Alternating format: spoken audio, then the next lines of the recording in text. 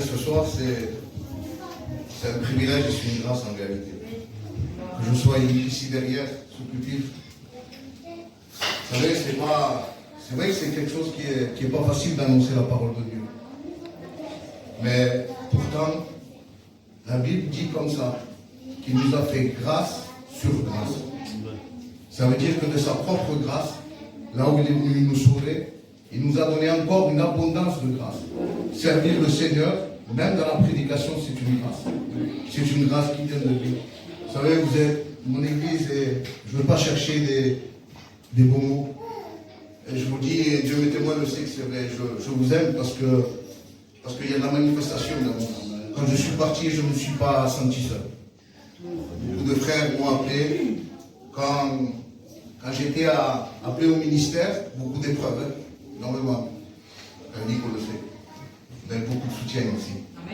Et ça, c'est Dieu qui le fait. C'est l'amour de Dieu. Vous savez, quand j'étais aux études bibliques et après je rentrais dans la prédication, je voudrais vous raconter une petite expérience. Quand j'étais là-bas, au bout de quelques semaines, presque un mois, on m'a appelé et j'ai eu une mauvaise nouvelle. Très mauvaise nouvelle. Et j'étais à 2 doigts, à une fille, de partir des études. Vraiment, ça tenait à rien. Ça tenait vraiment à rien. Et puis, quand j'ai entendu cette mauvaise nouvelle, dans mon cœur, je me suis dit, Seigneur, c'est trop dur à surmonter. J'avais un membre de ma famille qui était tombé quelque part un peu gravement malade. Et je ne me voyais pas rester là-bas. Et puis, eux, ma famille, souffrir ici. C'est des époques que j'ai déjà passées. Alors, j'ai pris mon camion, je suis sorti dehors, et puis j'étais dans mon camion en train de prier. Et dans ma prière, je disais au Seigneur, Seigneur, c'est vrai que je ne comprends pas tout. Mais pourquoi tu me permets de passer par là? Seigneur, tu es venu me délivrer de la mort. Quand j'étais dans le monde, 3 fois j'ai vu la mort, et la dernière fois que j'ai vu la mort, j'étais en train de faire une overdose par terre. Et c'est Dieu lui-même qui est venu me chercher. Vous savez, c'est vrai que j'ai crié à Dieu ce soir-là, mais c'est lui qui est venu me chercher. Et je lui ai dit, Seigneur, tu es venu me chercher pour me sauver. Je comprends ton amour, je comprends ta grâce, Seigneur, et je te remercie. Mais pourquoi tu permets des moments difficiles comme ça? Et le Seigneur a parlé dans mon cœur. Il me disait, tu es mon serviteur et j'ai besoin de toi. Et je veux me servir de toi. Quand Dieu a dit ça dans mon cœur, vous savez, je me suis dit, Seigneur, ce soir-là, alors que j'étais par terre en train de faire une overdose, j'ai crié à toi dans mon cœur. Et tu m'as parlé. Et il m'a parlé avec ce verset. Matthieu 11, 28. C'est écrit ici. Il a dit, venez à moi, vous tous, qui êtes chargés et fatigués, et je vous donnerai du repos. Vous savez, quand j'ai entendu cette parole qui est venue dans mon cœur, alors que j'étais en train de mourir, je savais que celui qui était chargé et fatigué, c'était bien moi. Quelques instants avant, alors que j'étais là en train de vendre de la drogue, j'étais rempli de vices et de malice. J'étais rempli de péché. Un gitan est venu frapper chez moi. Il est venu me demander de la drogue. Et je n'ai pas voulu lui en donner.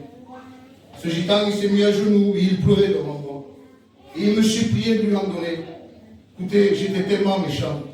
Le péché m'avait rendu tellement méchant que je lui ai refusé de lui en donner. Je lui ai refusé presque, sur le moment, je me suis réjoui de le faire. Mais quand ce gitan est reparti, dans mon cœur, il est rentré une culpabilité.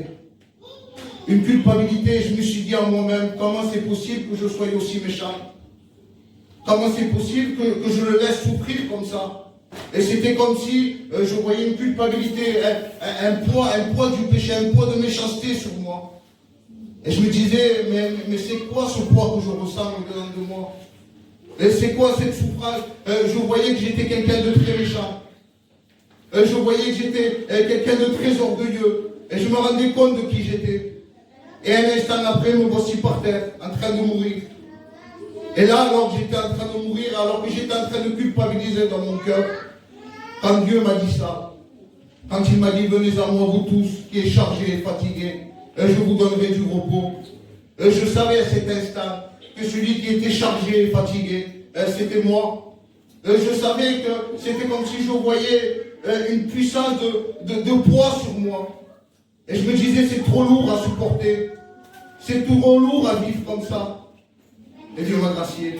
Amen. Dieu m'a sorti de là. Vous savez, quand j'ai pu me lever de par terre, quand j'ai pu me lever, une autre voix est venue de nouveau. Et le Seigneur m'a dit, le poids que tu sens dans ton cœur, c'est le poids du péché. Et j'ai crié à Dieu, j'ai dit, Seigneur, ce poids, il est horrible. Ce péché, il m'a fait tellement de mal.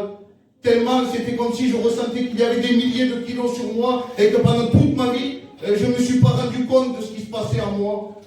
J'ai dit, Seigneur, c'est bien trop lourd. Et quand je me suis rendu compte que c'est lui qui s'est chargé de mes péchés, que c'est lui qui m'a délivré de mes péchés, que c'est lui qui voulait me sauver.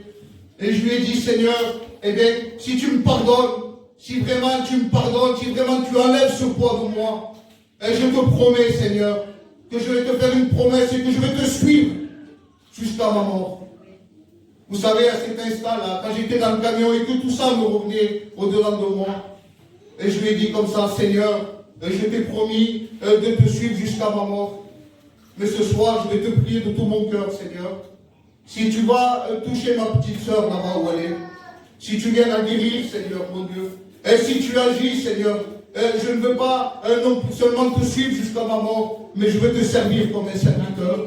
Seigneur, je te promets que je ne prêcherai pas ce que j'ai envie de prêcher. Je ne prêcherai pas, Seigneur, pour rester bien avec les autres. Je prêcherai le mot de Dieu.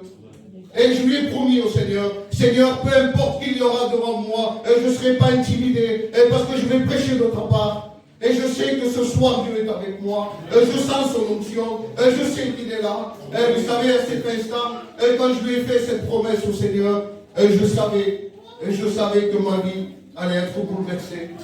Je savais que j'allais plus commander où j'allais servir, ni comment j'allais servir, mais que j'allais le servir à lui. Vous savez, ce soir, je suis venu avec un message et une pensée. Et j'étais là sur ma chaise. Et le Seigneur a changé mon message. Il dit, Seigneur, j'ai peur. Et Dieu m'a dit, souviens-toi que tu prêcheras pour moi. Souviens-toi que tu annonceras ma parole. Alors moi, je voulais faire quelque chose de bien cadré, de bien joli, de bien beau. Mais le mot que Dieu a posé dans mon cœur, c'est celui-ci. Souviens-toi de ton Créateur. Souviens-toi de ton Créateur. Vous savez, je me laisse inspirer et conduire. Je voulais juste dire qu'il y avait une femme samaritaine qui, elle, s'était approchée du puits. Et vous savez, elle était venue pour puiser de l'eau, parce qu'elle avait besoin de cette eau. Et humainement parlant, elle en avait besoin parce que c'est de l'eau pour se désaltérer pour elle-même. Mais Jésus avait un autre plan pour elle. Lui, il avait de l'eau vive. De l'eau vive pour son âme. Vous savez le verset qu'on a lu là. Venez à moi, vous tous qui êtes chargés et fatigués, je vous donnerai du repos. Il dit comme ça, car je suis doux et humble de cœur, et vous trouverez du repos pour vos âmes. Ce que Dieu veut, c'est te donner du repos, le véritable repos. Non pas le repos que le monde peut te donner pour un temps. Le repos que Dieu veut te donner, c'est le repos de ton âme. Et tu en as besoin. Crois-moi que tu en as besoin. Je voudrais te dire en quelques mots, te rappeler peut-être ce qui est important pour ta vie. Peut-être ce que toi tu as oublié. Cet amour de Dieu, cet amour inconditionnel, celui que tu as connu peut-être et que tu as oublié, ce Dieu que tu as oublié, pourtant lui ne t'a pas oublié. Parce que tu sais que dans la Bible, à chaque fois qu'il est écrit que Dieu se souvient de Noé, que Dieu se souvient de Corneille, que Dieu se souvient de quelqu'un, il s'est souvenu pour agir. Il ne se souvient pas pour dire, il se souvient parce qu'il a le pouvoir et la capacité d'agir. Et ce soir, il se souvient de toi. Et s'il se souvient de toi, c'est parce qu'il a la capacité d'agir. Et qu'est-ce qui te fait peur à toi? Qu'est-ce que tu crains? Peut-être que tu as peur de l'ennemi de ton âme. Et tu dis, j'ai peur de lui parce qu'il y a eu beaucoup de problèmes avec lui. Laisse-moi te dire qu'il n'est rien devant Dieu. Devant nous, oui. Devant l'homme, oui, il a une grande capacité. Mais devant Dieu, il ne peut rien faire.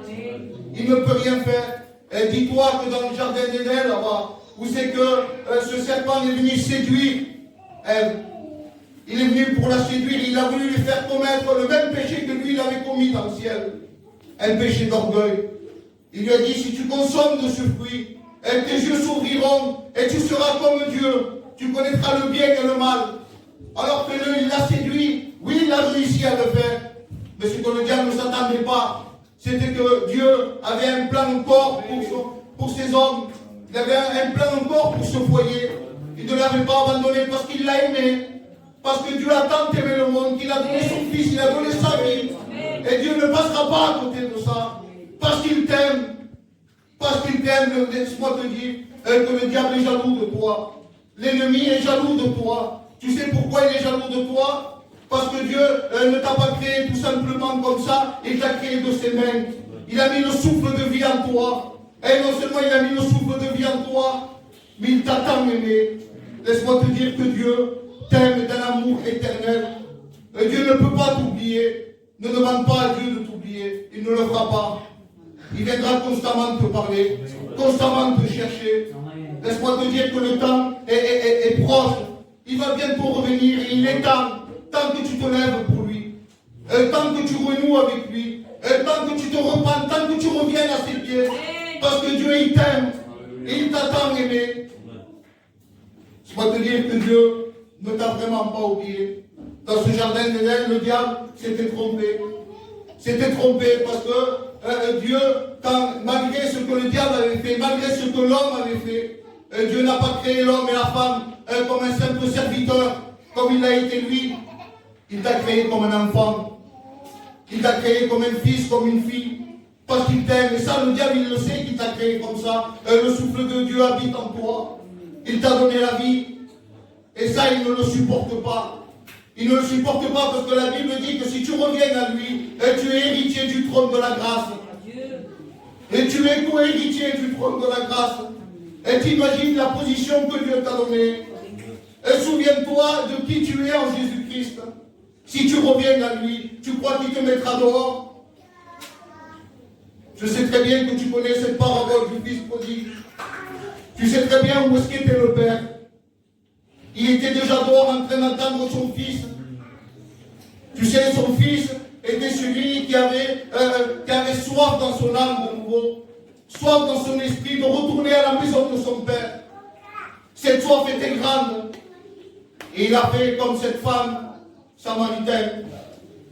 Au final, cette femme a puisé de cette eau qui jaillit jusqu'à la vie éternelle. Et ce soir, c'est ce que Dieu t'appelle. Dieu t'appelle à revenir à lui. Dieu t'appelle à venir à lui. Et parce qu'il est temps, parce que Dieu t'aime. Il a un amour éternel pour toi. Ouais, je ne voudrais pas aller plus loin, je pourrais le faire. Mais je sais que Dieu, certainement que Dieu veut que je m'arrête là. Mon désir, ça serait de continuer. Mais certainement que Dieu veut que je m'arrête là. Parce que ce soir, il y a eu un mot pour toi. Il y a eu le mot de Dieu. Et crois-le, que si tu le prends dans ton cœur, si tu le sers dans ton cœur, Dieu ne restera pas indifférent. Est-ce que toi, qui aimes tes enfants,